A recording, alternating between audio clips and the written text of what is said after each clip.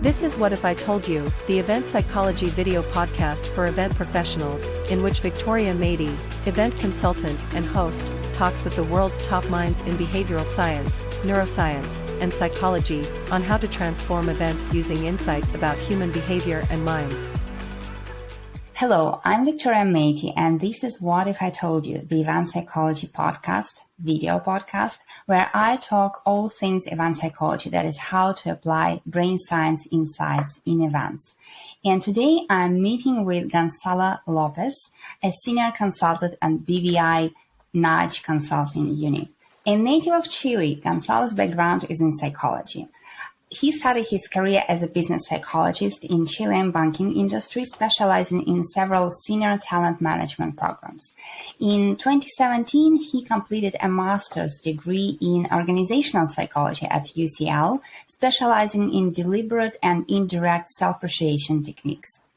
This topic led him to work with Richard Chataway on Communication Science Group as a behavioural consultant and joined the Association for Business Psychology as a volunteer member in charge of its annual conference.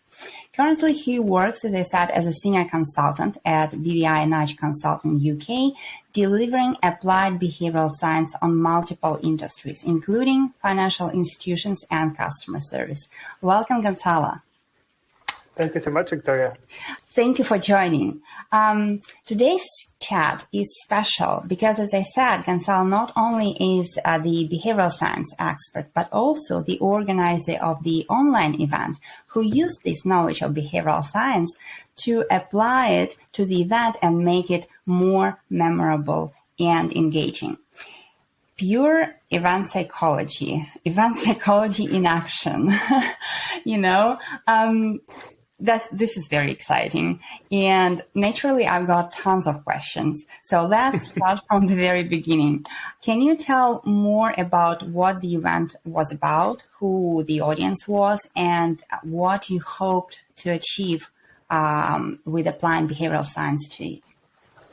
Yes, I'll step back a few bits on the story just to let everyone know that, this event was for the ABP, Association for Business Psychology, which is an association in the UK that represents business organizational psychologists that grouped up to kind of like have their voice heard in regarding psychology and work in general. And I got in touch with them when I was doing my master's. And I saw, well, this is a great place to meet people coming from Chile. Like, it's Right. a big city. London is massive, so might as well. And they are a lovely group of people. And I thought, well, how can I contribute? I have a bit of a weird passion of planning and organizing stuff. It's weird. I love my solidly built Excel with tasks and stuff. So naturally, they said, well, look, we have this massive conference. They invited me in the first year that I was part of it. I loved it. And then I contributed a bit second year, and they said, well, why don't you run it? So that's what I did for 2 years, 2019 and 2020, with a team of like around 10 people each year. So the annual conference is like the biggest event the ADP has every year. And up until last year, it will merge roughly 5 days of face-to-face conference. So around, I think, 20 unique presenters plus 5 keynote speakers. And also will include gala evening session where the ADP awards would be given to companies that submit their projects. And they tell people, look, this is what we've been working on. We have a lot of brilliant psychologists around the UK, like reviewing everything. It's very, very strict. And then up the winner. So it's this big event. Everyone is waiting for that, specifically for the dinner and the drinks after that on Thursday night, where like all the tiredness of all the teams that have been working for a year in this get to then lose a bit, and then you regret it on Friday morning when you still have to deliver the conference. But that's part of the fun. Yes. So that's kind of the context of where I landed organizing the conference. Yeah. Mm-hmm. Mm-hmm. So when you decided to apply behavioral science solutions to it, so what was your decision-making process about it? And actually I'm wondering, how did your team react to the idea of using behavioral science when planning an event? So the 2019, actually, the team, we decided that as a topic for that year's conference, we wanted to do behavioral science meets business psychology, and bring like a group of fun, keynote speakers. Rory Sutherland was there, like really good names, and go wide, right? But that year, 2019, the whole team was learning how to deliver a full conference, 5 days. So basically, we were trying to like emulate what we've seen before, and just like copy and maintain, right? Like bare minimum. We got a really successful conference, by the way. And then 2020, I thought, okay, I'll do it one more year because I know everything now. Right? I have and I love to write things down and documents and websites. So I thought, this is solid. No more learning now. Just like press play and get it done. And then the world decided to throw everyone a bit of a wrench in our plans. So I assembled, part of the team stayed, assembled all the people that joined the team, and we started meeting in January. Okay, everything's ready. Don't worry, it's super easy. Just plug and play. It's going to be fantastic. And then in March, you know what happened, March 2020? So this new thing called COVID was happening. And we still were debating in April, like, maybe by the way, this is our thinking. In October, there's no more COVID, so we can do the conference face-to-face. Yeah, we should do the conference face-to-face. We should definitely keep doing it like that. It's going to be super easy. Little did we know that we're still with COVID. So in that context, we realized, well, it's like we've wasted 3 or 4 months. We have a few, like 6 months to go. We need to make a massive left turn. We need to change everything. We need to go online. And that was a massive debate for a month with the team, the board, everyone involved. And at that point, we decided, look, let's not bet on things being all good in October 2020. Let's go online. Which meant we need to rethink everything. Literally everything we knew, you throw the manual, throw it out of the window, and start from scratch. And naturally, that was a great point to use a lot of what I been accumulating, of course, being a user, but also someone that studies behavioral science, a bit of a feel for system, websites, and design. And it started making sense. Well, we need to first figure out how to do it. Second, we have been experiencing for 3 or 4 months how tough sometimes it is to use online systems, especially all of this now is very easy, right? You just go into Zoom, you go into Teams, you go into WebEx, whatever. It's very normal. Back then, we're still kind of figuring out.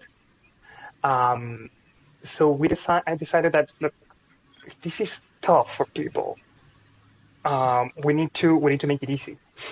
And in that process of trying to find a provider for doing an online conference, we realized that there were so many, but all we hear is massive price tags or horrible experiences of entire conferences crashing. So the one thing I didn't want to have to deal with is a whole thing failing and the stress that can put on everyone. So all these things happen at the same time. It's not okay. Maybe we should do things easy. Luckily, I've been now working specifically at BVA Nudge Consulting and doing this for a living. So we just started connecting, and especially the most important part that I think made behavioral science a natural fit is that no one had answers. We certainly didn't have answers. I didn't have answers as the dean of the conference. How do we do it? I don't know. Should we do it face-to-face or online? Online, but how much do we charge? I don't know. Should it be a whole full day of sessions? I don't know. And that's when, why don't we go back to behavioral science principles and see where they lead us?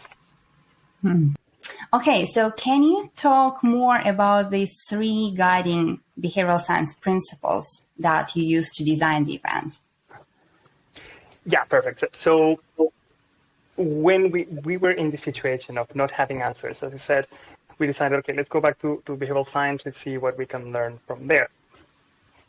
And I mean, everyone tells stories as a very orderly, logical set of steps and a narrative that is very harmonious and nice to tell. The reality is way more chaotic. So the three principles that I outline in this article, like, while they are definitely true, that's how like eventually happened.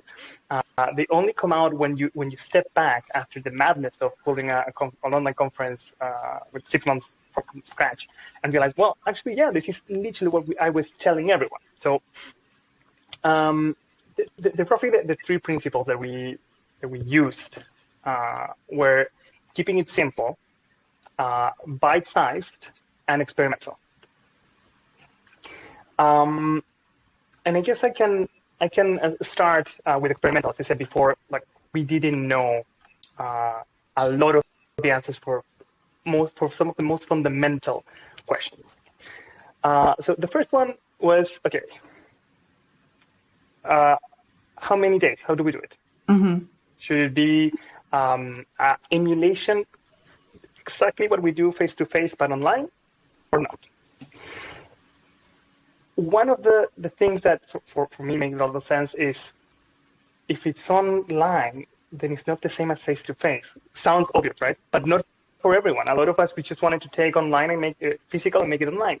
But it isn't. Good point. And if it isn't, we can maybe take a few lessons and a few of the flexibility that online can give you. So we had this issue of, is it a 2-day or is it any other method? And we said maybe we should do it all in 1 week. Maybe we should do one each night for a whole month, which in terms of offering things sounds great, but it's a nightmare to kind of like deliver. And in the end, we decided, okay, let's go with over 2 weeks. That sounds a way that no one wants to sit down for 8 hours on Zoom. Like, we already do that and it's tiring. So that's not ideally what you want to do. You want to like space it out a bit. So we said, okay, let's do it over 2 weeks. But then we were having long discussions. Should we do it in the morning? Should we do it in the afternoon? Should we do it in the evening? Again, no answer, because you have really good arguments. Should we do it in the morning? That's brilliant for people that work. You start the day with this, and then you can just reconnect to work. Other people said, look, people sometimes in the morning need to go drop their kids to school, even though it's still COVID, but fair enough. In the evening is terrible for parents that work all day and want to spend time with their kids. Like, are you going to tell your kids that are like driving you nuts at home? Remember, it's still COVID. Hey, by the way, I'm going to stop for 2 hours to watch this. So daddy has to do this. Please go away. So going back to this idea of experimental, we said, let's do all of them. And let's see which one fixed. Yeah. And then we'll know for sure next time which one is the best. So we literally took the first week in the morning, second week afternoon, and every day we had a replay of the sessions. So if you experience the sessions today, that day, in the same day, you can watch the recordings. So that was one of the ways that we use experimental. And interestingly, so we got a lot of lessons. So we realized first that mornings are the best time for the majority of people. So we had an average of 70 people on the morning sessions, compared to around, I think, was 50 in the afternoon sessions. So that's a great experiment to see. And that makes sense, because on the one hand, first we're giving people choices.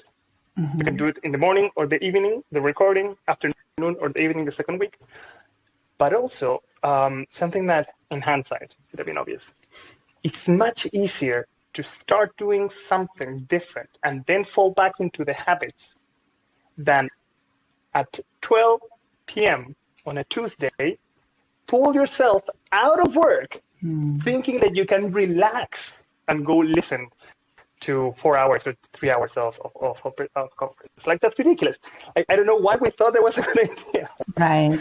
But it's just not how it works, because you're going to be always in work mode and answering emails. Whereas it's easier for you to start fresh and connect to this? So that's one of the questions that we figured out. And the other one is, I think, very important for everyone. Like, well, how much?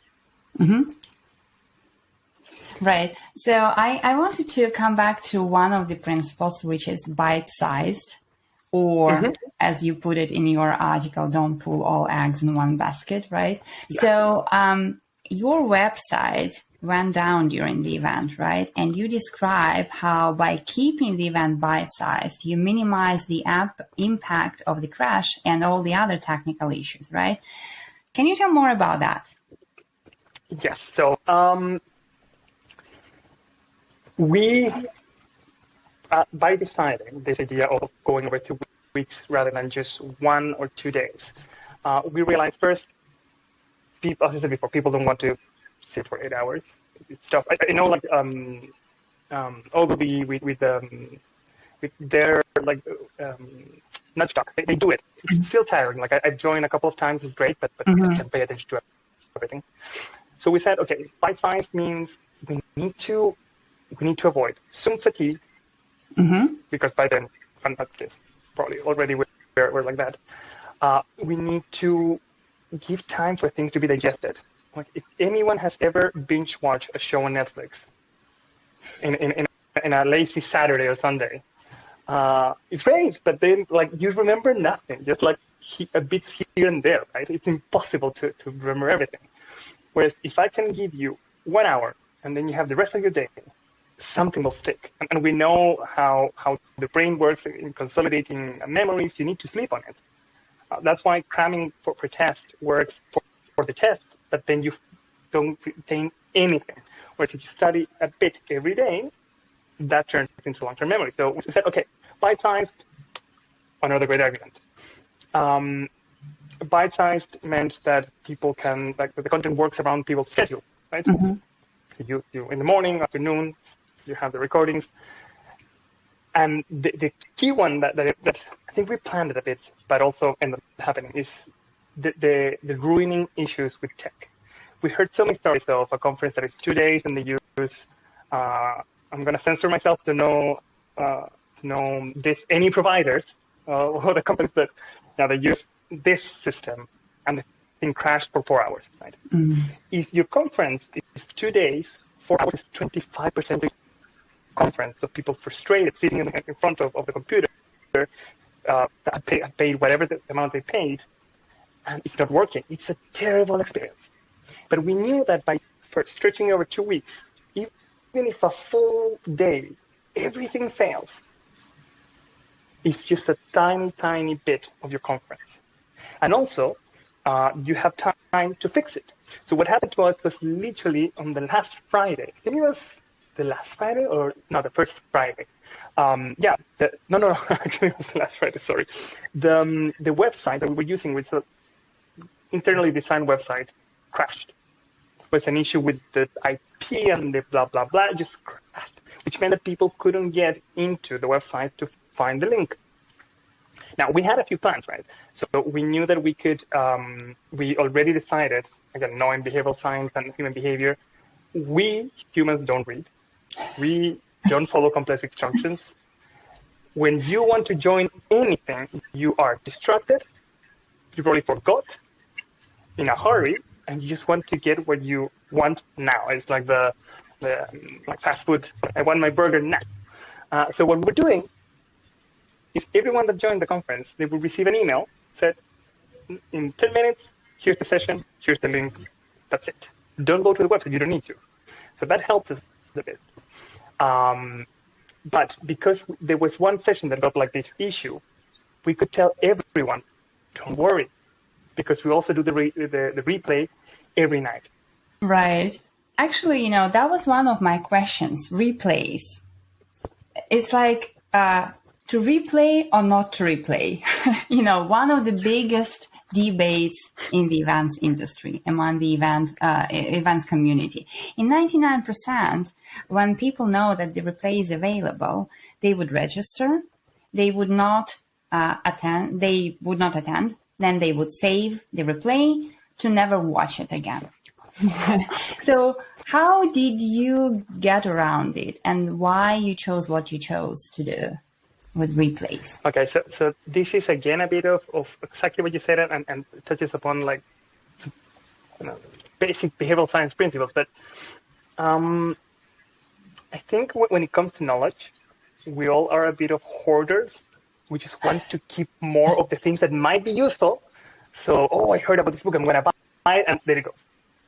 And, I saw this like brilliant YouTube video, I'm going to save the link. And nothing happens, but in case you ever need them, they're with you. So I knew that. I already been through this, like going to a conference, knowing that the recordings are there, like all the sessions that I missed because I have to pick a session. It's like, okay, I'll watch them. I never do. So when we're thinking about recordings, first it was a solution to the experiential aspect of, I don't know when to play these things, but let's give people 2 chances per day to do this. And also, the recordings gives us this screw up as well. But because we know we hoard, we try to use the principle of one step at a time, as we call it in BVA, which is just like, don't throw everything in front of me because I get overwhelmed. If you send me a link with 20 videos to watch, which one I watch, I don't know. Like that's not part of choice. That's the concept of too many choices. I end up choosing none. And scarcity, the idea that is for a limited time. So what we said to everyone is, hey, every day there's 2 sessions.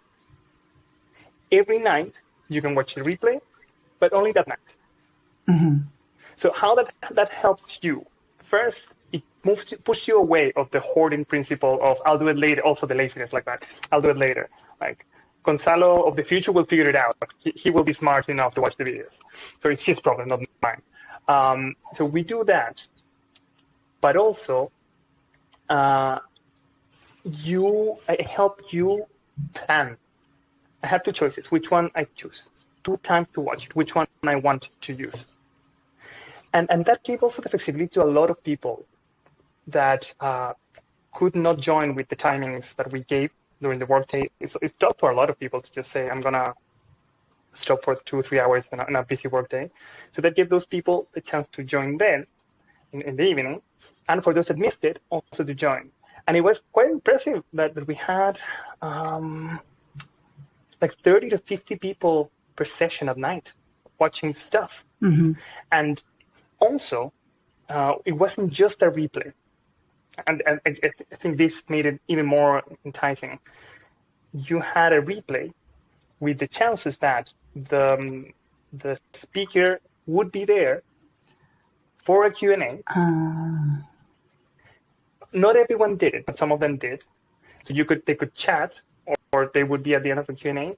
And also, I made the questionable decision of host all the sessions during the day, afternoon, at night as well. So I was opening and closing and telling everyone good night, go to bed, which made it a bit less just press play, right?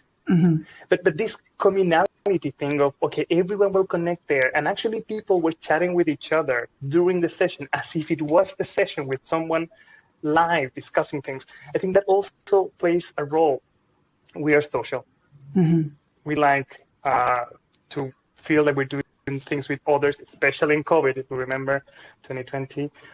So just the idea that there were over 20 people there made it a bit different than me watching it alone on YouTube or on whatever. And by the way, to kind of like round a bit this debate that you said to share not share, we ended up sharing everything anyway. Mm-hmm. At the end of the whole conference, I think it was the week after, we said, hey, here are all the recordings. Mm-hmm. So I don't know if people eventually went and saw them. Probably not, but it makes you feel safe, right? Like, right. They're yeah. with me. No, I love how you got around it, because it's first of all several principles at play, like managing anticipation level, right, and also using scarcity a little bit, right, and also providing them with certainty, providing audience with certainty, right, so that they don't they wouldn't worry about not getting the opportunity to connect and to hear what they want to hear from the speakers, right? But also, I love this idea of bringing the speakers to the replay. This is a brilliant idea, and I think there are so many insights just in this particular point for the event professionals to learn from and to take note of. So yeah, that's brilliant. I love it. And also, I wanted to ask you about the decision-making process for the pricing, because many event planners were struggling early in the pandemic days to find this sweet spot, and many online events went free, right? So like you say in your article about the event, the price range varied in the early days from free to a few hundreds, right? So what did you do about that? Or was your decision making? Yeah, that's again experimental, and I like to say experimental because it's much nicer than say I have no effing idea what to do, and I was panicking. So experimental sounds fancy. So yeah, I will take note of that as well. Well, about framing, that's behavioral science. How you say things matters. Absolutely, that's my favorite one actually. But yeah, so kind of going back to how we actually did it. We had this debate, right? My first impression, which was more about the context, I would say, is that it's 2020.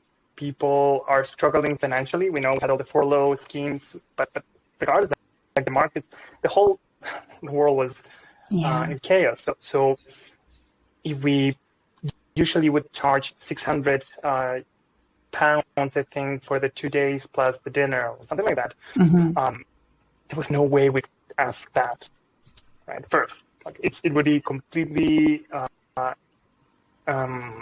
detached from reality, and also unfair to our members. We need to respond to their needs. So I initially was like, you know what? Let's do it for free. Like, not that we don't have costs, but they're much less than what we would spend in a face-to-face conference. But I think there was also an argument to say, look, we're also the AVP. We are. I say we were because I'm not a board member anymore there. But the organization itself, it's a non-profit, so it's not like we're like filling our pockets with the sweet cash of everyone paying for it. So we needed to cover costs, and therefore we decided, okay, let's go with a price that is sensible and tries to cover the cost at least for running this. But still, we didn't have an answer. And I don't know if you've ever heard of this. If there's any people that like video games in your audience, they might know about this. There's this company. It's called the Humble Bundle. And it's basically a website that started getting indie games and putting them in a package. And they use a pay-as-you-want model. So that got me thinking, like, if I don't know how much to charge for this, why don't I ask everyone how much they would pay for it? So that sounds like a good thing, and also it acknowledges that some people can pay, some people can't pay. Why don't we take that approach? But then, here's an important principle of behavior science is anchoring. And anchoring is basically the idea that when you have very, very few ideas of what something is worth, you will find the first piece of information that you can get to kind of like use it as an anchoring point, as a comparison point. And this is so crazy that sometimes it works without even you realizing. It's just, if you see a number, then your brain uses it as an anchor. So we decided that, look, based on pricing and how much it costs for us, let's anchor the price for members, in this case, around 95 pounds. It's less than 100. We know how the rounding down effect works. But also, we presented a slider that is anchored at 95. And you, as a member or non-member, you can drag it. You move it as much as you want, up to you. from 95 to £1 or 150. I think if you put 150, a box would appear. So like, do you want to pay more? And if you feel generous, only one person did. But in that way, we gave people the opportunity to decide how much to pay. We, as I said, initially we thought about going to £0, but £1 paying a bit generates a bit of commitment, right? Right. Even if you pay a bit, then it's not free. Okay, I might give a bit more attention, right? Because I have to do something. That's at an the same interesting time. point. Mm-hmm. Sorry, one thing like at the same time. Have you ever heard the phrase "It's not a bug, it's a feature"? No. It's a phrase that programmers use a lot when something that breaks. It's like, oh no, that's how we planned it.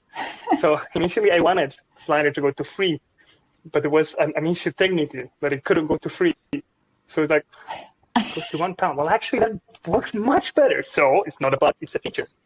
Mm-hmm. And it did. That's very interesting about paying even just $1, £1, right? That makes people feel different.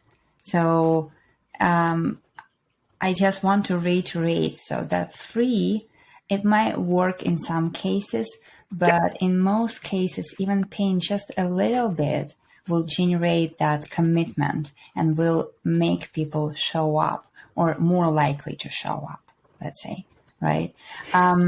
In the early days, when the pandemic started and everybody, switched to online, I remember writing an article on my website about anchoring, and I could find only one example, maybe one or two examples, how people from the industry did it at that time.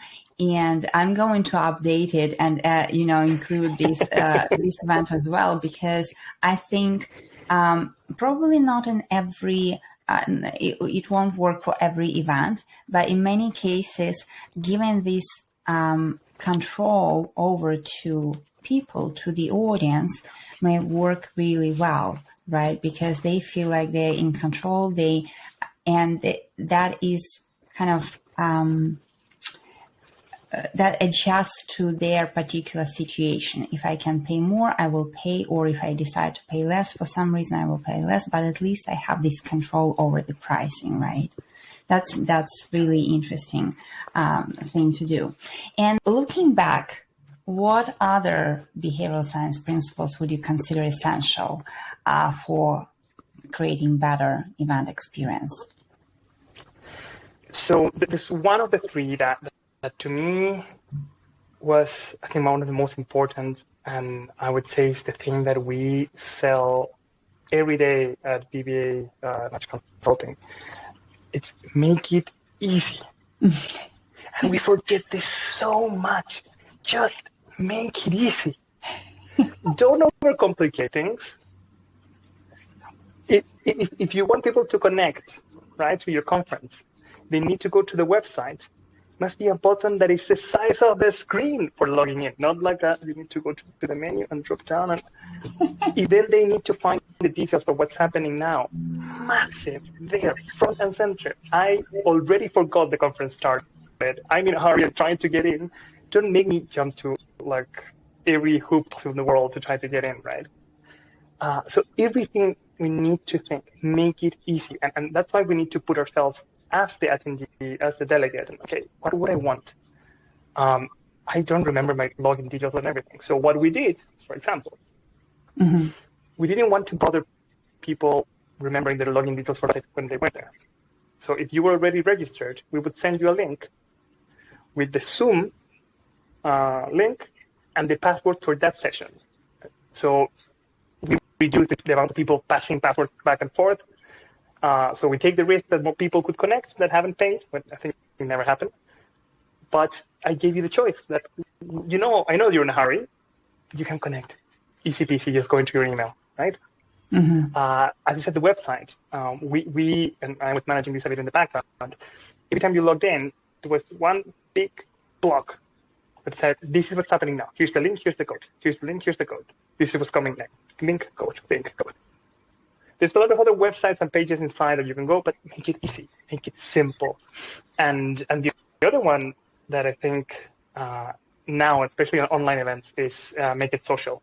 Mm-hmm. That's something that we tried, but honestly, I privileged getting the tech running than perfecting the social aspect. But yeah, let's make it social.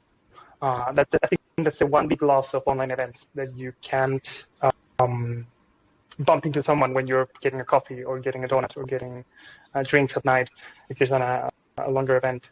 And I think that there's ways of making it social. I think that now, more than ever, after 2 years, it's really good tools that you can go basic. If you have a group of people, split them up in rooms of 3 or 4 or 5.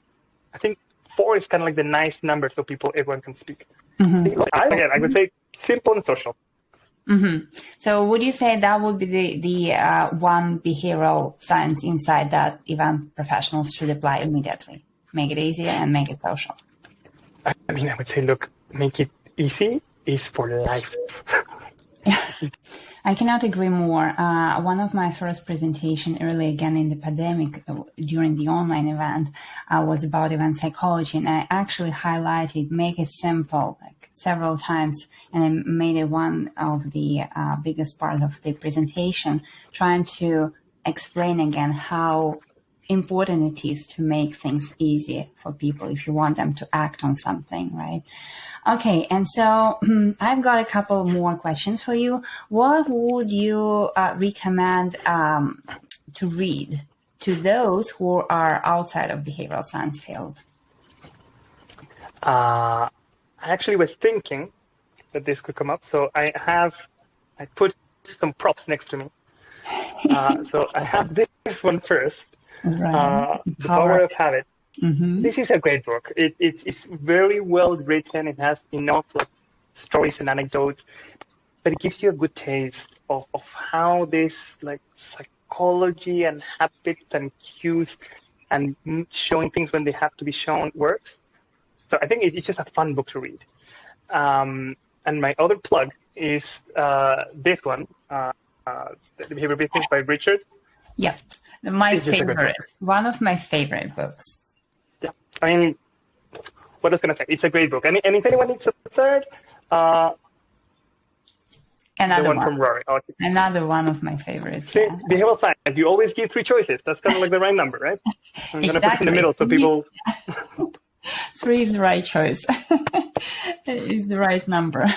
All right. And so my last question is, because the podcast title is What If I Told You, can you complete this sentence with any one takeaway from our conversation?